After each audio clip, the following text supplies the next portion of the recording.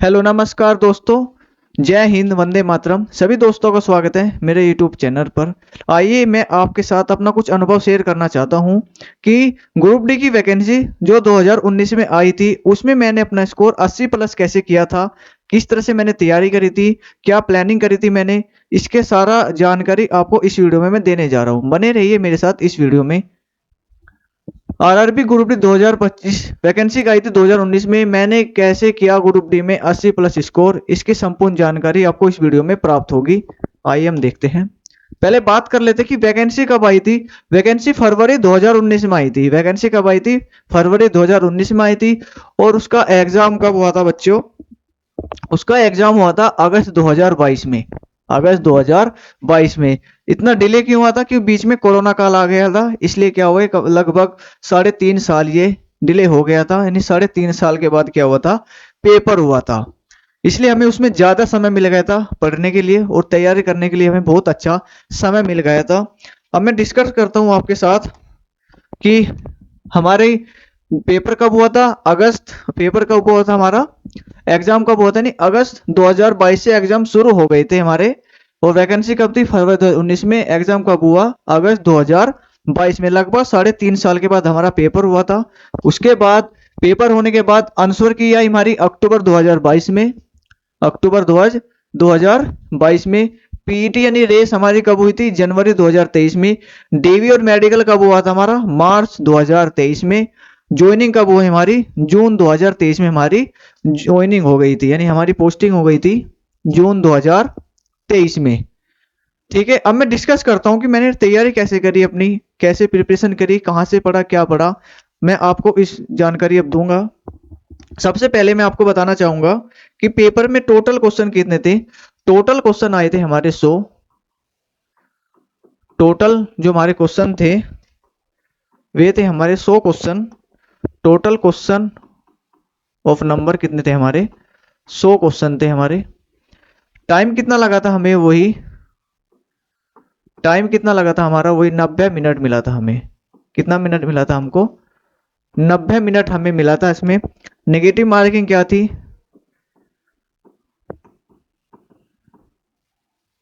Negative marking होती 1/3 की। इसमें क्या थी हमारी? नेगेटिव मार्किंग थी। और जो अब वैकेंसी आई है उसमें भी क्या है, 90 मिनट है, 100 क्वेश्चन और 1/3 की नेगेटिव मार्किंग है। अब हम समझते हैं कि वहां के दौर में और अब के दौर में क्या अंतर आ चुका है। कि वैकेंसी 2019 में आई थी, पेपर हुआ था 22 में जाके हमारा, अगस्त 22 में हुआ था। अब वैकेंसी जो आई है, अब ये नहीं पता कि पेपर कब होगा। पेपर मान के चलो 3 से 4 या 5 महीने का समय लग सकता है। अब हम बात करते हैं कि उसमें हमने तैयारी कैसे करी। उस टाइम पे क्या था, हमने जो तैयारी करी टोटल नंबरों की, टोटल क्वेश्चन कितने थे, 100 की तैयारी जो हमने करी, उसमें हमारा मैथ के कितने क्वेश्चन थे? मैथ के उसमें हमारे 25 क्वेश्चन थे। और रीजनिंग के क्वेश्चन कितने थे? रीजनिंग के उसमें हमारे 30 क्वेश्चन थे। और साइंस के कितने क्वेश्चन थे? साइंस के उसमें 25 क्वेश्चन थे। और जनरल अवेयरेंस और करंट अफेयर ये कितने थे? 20 क्वेश्चन थे। ये उसमें थे हमारे। तो ये पैटर्न अब भी है हमारा। ये क्या पैटर्न अब भी है। आपको क्या करना है, सबसे पहले मैं आपको बताना चाहूंगी कि मैंने क्या किया था। मैंने सबसे पहले फोकस किया था अपना मैथ और रीजनिंग पे। मैथ और रीजनिंग पे सबसे ज्यादा मैंने फोकस रखा था अपना, कि मैथ रीजनिंग में हम बटे में से बटे कर सकते हैं। 1 या 2 साल ऊपर हो सकता है हमारा, पर हम मैथ रीजनिंग में बटे से बटे बहुत बच्चे कर सकते हैं। अगर हमने तैयारी अच्छी कर ली तो हम मैथ रीजनिंग में बटे से बटे कर सकते हैं। यानी 25 क्वेश्चन मैथ के, 30 क्वेश्चन रीजनिंग के, यानी 55 क्वेश्चन हो गए दोनों को मिला के। अगर आप मैथ और रीजनिंग में अच्छी कमांड कर लो तो 55 क्वेश्चन में से आप ज्यादा से ज्यादा क्वेश्चन यानी 50, 52, 53 कर सकते हो। मैंने 55 क्वेश्चन में से ज्यादा अटेम्प्ट करे थे। मतलब मान लो बटे से 1-2 ही कम था मेरा, नहीं मैंने बहुत ज्यादा क्वेश्चन इसमें अटेम्प्ट कर दिए थे। लगभग 53 से 54 क्वेश्चन मैंने इसमें अटेम्प्ट कर लिए थे, जो बिल्कुल राइट थे। आंसर की में मिलाने के बाद आंसर की में मिलाने के बाद मैंने देखा था कि 55 में से मेरे 53 से 54 क्वेश्चन बिल्कुल राइट थे मैथ रीजनिंग के। उसके बाद जो मेरी ज्यादा कमांड रही इन दोनों के बाद, और है मेरी साइंस पर। वो हमारी क्या रही, साइंस पर। मैं आपको एक बात और बताना चाहता हूँ कि इसमें साइंस जो आती है बहुत ही अच्छे लेवल की पूछी जाती है, पर इसमें 10 स्टैंडर्ड बोल तो देता है वो कि 10 स्टैंडर्ड लेवल की आएगी, पर वो अच्छी तरीके से पूछता है साइंस को। बिल्कुल इजी क्वेश्चन नहीं पूछता है साइंस के, बहुत ही डिफिकल्टी नहीं पूछता, नहीं मॉडरेट क्वेश्चन पूछता है, बच्चे घूम जाते हैं उस क्वेश्चन में। तो मैंने जो दूसरी कमांड रखी थी अपनी टाइट करी किस पे, साइंस पर, यानी लगभग मैंने साइंस में अच्छी पकड़ कर ली थी। और फिर जो कम फोकस, मतलब फोकस कम नहीं किया, और जो है शायद जो फोकस करा मैंने फिर किस पे करा, जनरल अवेयरनेस पे मैंने फोकस किया। अगर आपको क्या करना है, मैथ रीजनिंग बिल्कुल कंप्लीट कर लो, मैथ रीजनिंग कंप्लीट कर लो, यानी कुछ ही क्वेश्चन ऐसे हैं जो आप एक दो मिस हो जाएगा, नहीं रीजनिंग और मैथ में आप ज्यादा बटे से बटे कर सकते हो। ये क्वेश्चन रीजनिंग और मैथ आपके लेवल को उठाता है। रीजनिंग और मैथ क्या करता है, आपके क्वेश्चन को लेवल को, पेपर को उठाएगा। एक बार को क्या होगा, साइंस आप कर सकते हो पर नहीं भी कर सकते हो, आपको डिपेंड करता है कि साइंस किस तरह से पूछ रहा है। और टेंथ स्टैंडर्ड तो बोल दिया उसने, पर टेंथ स्टैंडर्ड से कुछ हाई पूछ लेता है उसमें पेपर में वो। और जो जनरल अवेयरनेस और करंट अफेयर की अगर हम बात करें, याद करी भी आ गई तो हो सकता है, यानी करंट अफेयर बहुत डेली करंट अफेयर बनती है, अगर याद करी भी आ गई तो ठीक है, तो वे अन्य नेगेटिव मार्किंग में जाती है। इसलिए हमको क्या करना है, सबसे पहले हमने जो कमांड करी थी, मैं तो रीजनिंग बेस्ड ज्यादा कमांड करी थी, यानी बटे से बटे किया था। और साइंस में हमारी अच्छी पकड़ थी, साइंस में मैंने ठीक ठाक यानी अच्छे क्वेश्चन अटेम्प्ट कर लिए थे। और जीएस में इनसे तो सबसे मैंने ज्यादा अटेम्प्ट कितने इसमें इन दोनों में किए, रीजनिंग और मैथ सबसे ज्यादा मैंने क्वेश्चन अटेम्प्ट किया, नहीं बटे से एक दो ही क्वेश्चन कम रह गया।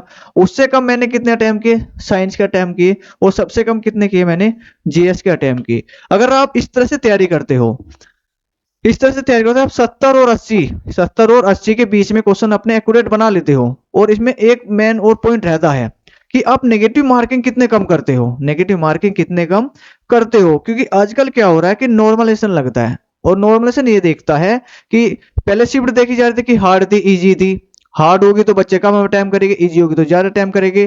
फिर उसके बाद देखा जाता है कि नेगेटिव मार्किंग, नेगेटिव कम में करी है या ज्यादा करी है, इसलिए आपको फिर उसमें नॉर्मलाइजेशन भी मिलता है। उसमें क्या मिलता है, उसमें नॉर्मलाइजेशन।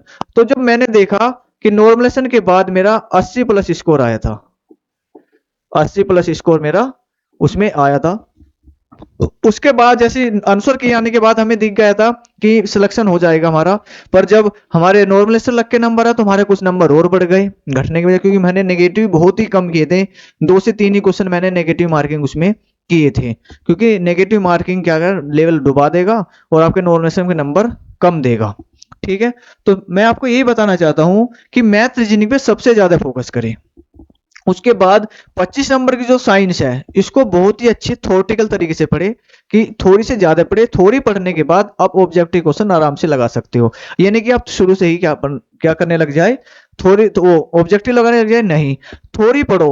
10 स्टैंडर्ड बेस की थोड़ी की बुक लाओ, उसे ध्यान से पढ़ो, उसके बाद क्या करना है आपको, ऑब्जेक्टिव क्वेश्चन लगाने। मैंने ऐसे ही किया था, मैंने छोटी क्लास की क्या करता था, छोटी क्लास की बुक होती थी, छठी सातवीं आठवीं की मैं स्कूल में पढ़ाता था, उसमें मैं साइंस की बुक वहां पढ़ाता था, तो मेरे और ज्यादा अच्छी साइंस हो गई थी। फिर मैं 10 स्टैंडर्ड बच्चों को पढ़ाता था, उसमें मेरी अच्छी साइंस हो गई थी और भी, तो मेरा साइंस पे अच्छी पकड़ हो गई थी।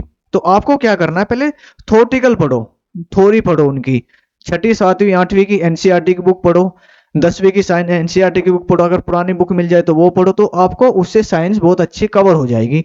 मैं सबसे पहले आपको सजेशन यही दूंगा कि मैथ और रीजनिंग को अच्छी तरह से पढ़ लो, इसे कंप्लीट कर लो, मतलब कि कुछ भी क्वेश्चन आए तो आपसे बचे ना, घुमा फिरा के आप क्वेश्चन को ला दो।